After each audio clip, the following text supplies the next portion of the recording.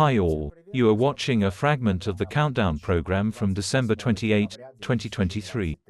Today is Thursday. View all of our programs on the Patreon resource. And thanks to everyone who is becoming our patrons right now. I'll talk about the themes of the postscript later, but now about the most important thing. The Naked Party show continues. They remake films, break contracts, cut them from previously filmed programs. True, repression does not affect everyone. This is exactly how cultural guidelines change in the era of impending fascist totalitarianism.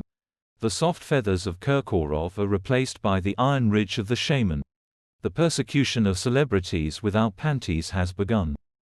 Producer sycophant Aleksandr was so traumatized by this unspiritual event that he filed a lawsuit against blogger Nastya Ivleva, as the hostess of the shameful action, estimating moral damage no more, no less at 1 billion rubles. Inshakov's soul has broken so much that without financial compensation it will fly out of the producer's body, and his work will suffer an irreparable loss. The cave tax officials also became excited and decided to check. Is everything in order with Anastasia's taxes? Did she pay hard cash, zigging towards the treasury? There is a suspicion that she didn't pay and didn't gamble enough, and this is already a crime.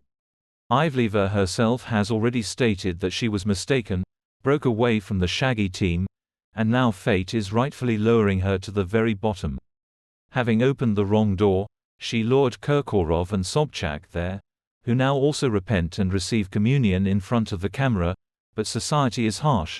It is not ready to forgive perverts who have exposed their vicious essence. The Shaggy businessman Slovakia calls for sending the participants of the shameful event for re-education to his settlement to build a goat barn. He promised to feed him real cheese without chemicals and fresh meat. He did not promise to pay money, that is.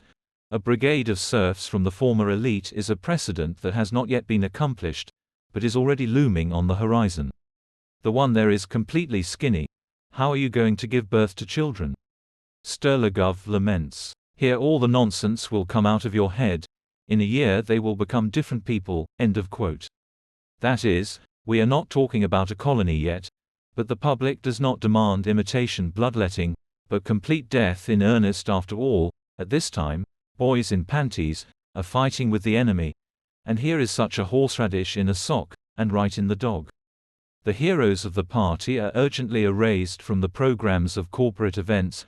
The company's contracts with Ivleva, as an ambassador, were terminated, and even Kandelaki announced that TNT was reshooting the New Year's Craft, Ivan Vasilievich Changes Everything, which starred Kirkorov. Now his spirit will not be there. It is clear that loyal celebrities have held shocking events before, but here the Kremlin stars did not align in their favor. A childish sin would be easily forgiven, but not now, when loyalty alone is not enough.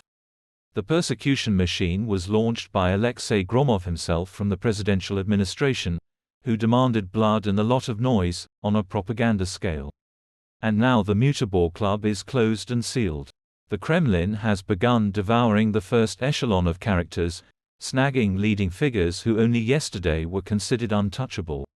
A demonstrative reprisal against them can temporarily eclipse in the eyes of the average person the pain of the loss of landing ships and the premonition of an impending economic collapse. The United States is ready to harshly punish any banks that help schemers evade sanctions. Unicredit and Raiffeisen will have to chop off their cave daughters, discarding the tails stuck in the cave. European, Turkish and Central Asian banks get ready. Emirati bankers have already refused to open accounts for Rosneft. Become our patrons right now and watch further in this program. Medvedev blabbed that the Kremlin needed the negotiations to simulate false intentions. The real ones are that Odessa, Dnepr, Kharkov, Nikolaev, Kyiv are Russian cities, and the most important goal is the defeat and surrender of Bandera's NATO troops. According to Newsweek, Ukraine could receive the first batch of F-16 fighters. And although this event is unlikely to change the course of the war, the entry into the war of more modern types of weapons will complicate the process of survival for the occupiers. The struggle for power and influence in the media is gaining momentum in Poland. The new Prime Minister Donald Tusk intends to lift the immunity of some Law and Justice Party deputies. Watch in the program, Postscript. While the United States is opening a hunt for the money of the Kremlin schemers, they are beginning a major restructuring inside the cave, with redistribution and redrawing of internal communication schemes. Yandex is about to go to Putin's oligarch Potanin, and the new generation internet signal will be tailored for Chinese smartphones. State Duma Deputy Anton Gorelkin summed up the year in the field of digital sovereignty. Already 70% of the Russian population uses domestic platforms. The Dubai Hut Major will pack its bags in 2024 on the orders of the leader. Goodbye, weak-willed Google. And that is all. See all of our programs on Patreon.